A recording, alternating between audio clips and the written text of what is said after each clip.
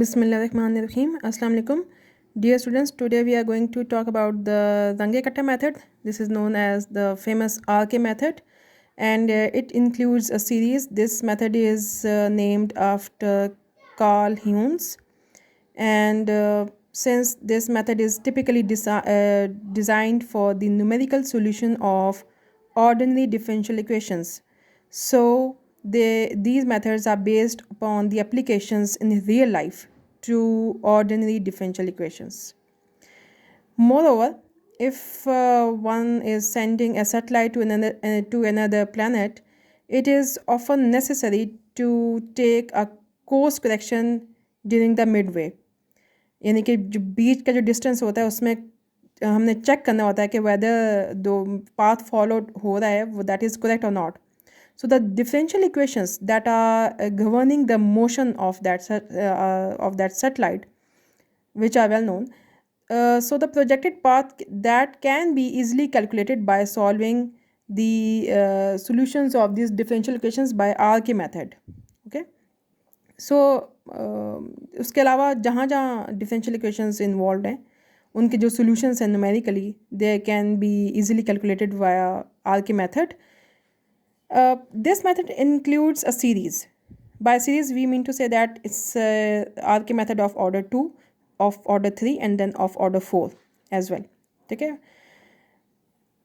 Second order method is typically used, and fourth order method is used. Second order method is also known as Huens method, and RK method of order 4 is known as a classical method. Okay.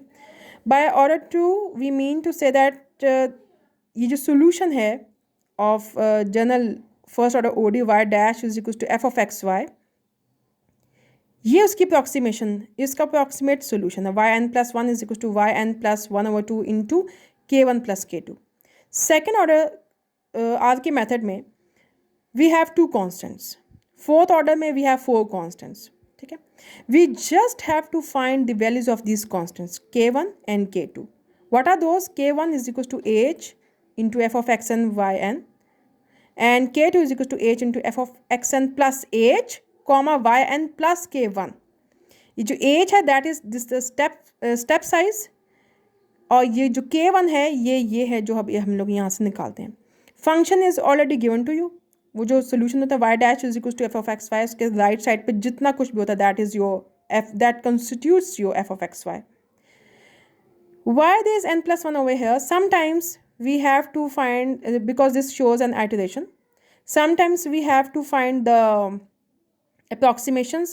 y naught तो given होती है, y1 y2, and sometimes we don't have to. अब ये कब होती है और कब नहीं आपने फाइंड करनी होती, ये मैं आपको एक फॉर एग्जांपल एक छोटी सी एग्जांपल देती हूँ.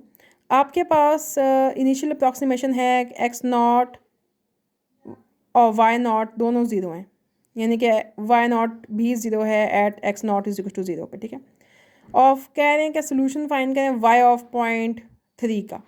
ठीक है, तो वाई ऑफ पॉइंट थ्री का मतलब है कि बीच में अगर एज की कहीं और वैल्यू गिवन नहीं है, इट मीन्स ये जो डिफरेंस है x one minus x not point three minus zero, ये जो आपका निकाला है स्टेप साइज, ये H is equal two point three है. मज़ीद इसमें किसी चीज़ की कोई एडिशन नहीं है. ठीक है, लेकिन अगर आपको कहा हुआ है कि you have to find your x naught is 0, h is 0.1 and x of y of 0.3 आपने फाइंड करना है. इसका मतलब है 0 से लेके 0.1, 0.1 से लेके 0.2 और 0.2 से लेके 0.3. आपके पास तीन स्टेप साइज, यानी स्टेप साइज 0.1 के साथ आपके पास तीन सॉल्यूशंस फाइंड करने हैं. y naught is already given to you, y1 find करना है, y2 फाइंड करना है, y3 पे जो है वो आपका सोल्यूशन निकलेगा. ठीक है, ये अप्रॉक्सीमेशंस पे ऐसे चलेंगी. You don't have to get confuse. It's better if you just have this. ये एग्जांपल जब हम लोग करेंगे आर्के मेथड 4 में, मैं आपको ये बताऊंगी स्टेप साइज के साथ कैसे लेके चलना है. ठीक है, अगर एज मेंशन नहीं है तो आपने इसकी सिर्फ एक ही दफ़ा का वाई नॉट गिवन है तो वाई वन ही फाइंड करना है, मज़ीद इसको आगे लेके आइटरेट नहीं करना. ठीक है, come to the example. Y dash is equal to x square plus y square. Here you have been given y of 0 is equal to 2. ठीक है, and you have to find y of 0.5 by RK method of order 2. Age is not mentioned in the question. It means ये जो difference है 0.5 minus 0 that will constitute your h and h is equal to 0.5 in this case. ठीक है. Now y dash, अब ये बिल्कुल all alone है on the left hand side and whatever is on the right hand side is your f of x y. ठीक है. अभी जो चीज़ें गिवन हैं we will just write this things. Here x naught is equal to 0 और initial approximation में जब x not 0 था तो y naught is equal to 2 that is given in the question. x1 is equal to 0.5 और आपने y1 find करना है इसके corresponding. h is equal to 0.5 minus 0 तो इसलिए h इज इक्वल टू 0.5 है. ठीक है. Right your solution. जो आपने इसको फाइंड करना है y1 फाइंड करना है that is equal to y naught plus 1/2 into k1 plus k2. k1 is h into f of x naught comma y naught. 1 है तो यहाँ पे नॉट आएगा and k2 is equal to h of f of x naught plus h comma y naught plus k1. f of x y is x square plus y square. So f of x naught comma y naught that is equals to f of x naught की value 0 comma y naught की value 2.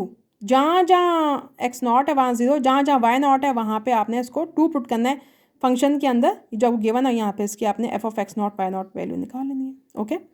Now you have to find your k1 that will be used. k1 is equal to h times this f of x naught y naught. ठीक है.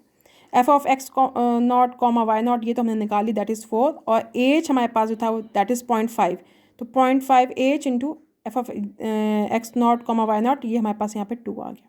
Okay. Now this is your k2 जो अगली चीज़ निकालनी है.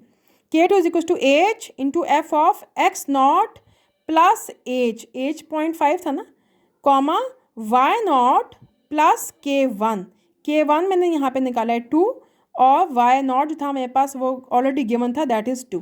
ठीक है. तो ये निकाल के फंक्शन में आपका जहाँ पे एक्स नॉट है वहाँ पे 0.5 और जहाँ पे वाई नॉट है वहाँ पे आपने 4 पुट करना है सोल्यूशन में. तो 0.5 into x square plus y square this is your function. ठीक है. X square plus y square आप इसमें पुट करेंगे तो that will give you your k2. जब k2 भी आ गया k1 भी आ गया तो y1 इज इक्वल टू क्या था solution why naught plus k1 plus k2 divide by 2 half into multiply होता ना तो वाई नॉट इज 2 प्लस यहाँ पे k1 की वैल्यू पुट की k2 की वैल्यू पुट की डिवाइड बाई 2 किया that will give you the solution. So this is your y1 which we were trying to find. y1 is equal to 7.0625. This is your approximate solution. ठीक है. Sometimes depending upon the function it has been mention कि आप अपने question को इतने DP पे confine करना है तो of course you have to correct your calculator और you have to fix your calculator up till 4 और 5 dp जो रिक्वायर्ड हो. ठीक है. फंक्शन पे जो है आपने ज़्यादा फोकस करना है और एज जो इसका स्टेप साइज़ है उस पर आपने फोकस करना है. ठीक है. बाकी I will just suggest you कि अगर मेंशन इस तरह से नहीं है कि कितने स्टेप आइटरेशंस मेंशन नहीं की हुई तो बेटर है कि आप अपनी जो जो चीज़ें रिक्वायर्ड हैं फार्मूला है आपकी जो फार्मूले के अंदर जो चीज़ें हैं कॉन्स्टिट्यूट कर रही हैं जो उसको वो आप एक साइड पर लिख लें. जो इन्फॉर्मेशन गिवन है उसको लिख लें. फिर ये आपका आप देखें ये मिंगल अप हुए हुए ना बीच में. पहले k1 फाइंड किया k1 के अंदर k2 फाइंड करना तो फिर उसके अंदर k1 आ गया. तो बड़ा ईजी तरीके से आपने इसको लेके चलना है और साफ़ सुथरे तरीके से इसको ब्लैक एंड वाइट में जब आप लिखेंगे क्वेश्चंस करेंगे इससे रिलेटेड तो it will be no more confusing. सही है. तो that will give you your solution. इससे ये ह्यून्स मेथड के नाम से भी जाना जाता है. R K method of order 2. I will suggest you कि you should go to the Google. वहाँ पे जो है इससे रिलेटेड जो एग्जांपल्स हैं are K method of order 2 के सॉल्व एग्जांपल सॉल्व वहाँ पे मौजूद हैं PDF में. ठीक है. एक आध क्वेश्चन वहाँ से कर लें और इसके अलावा आपकी अगर बुक में कोई एग्जांपल अवेलेबल है इससे रिलेटेड तो यू कैन डू दैट. ठीक है. बाकी में भी आपको एट द एंड में आपको कुछ क्वेश्चंस भी राइटअप करके दूंगी तो it's better to do those questions as well for your practice. ठीक है. Okay. If you have any queries just please ask me. Thank you so much. Allah हाफिज़.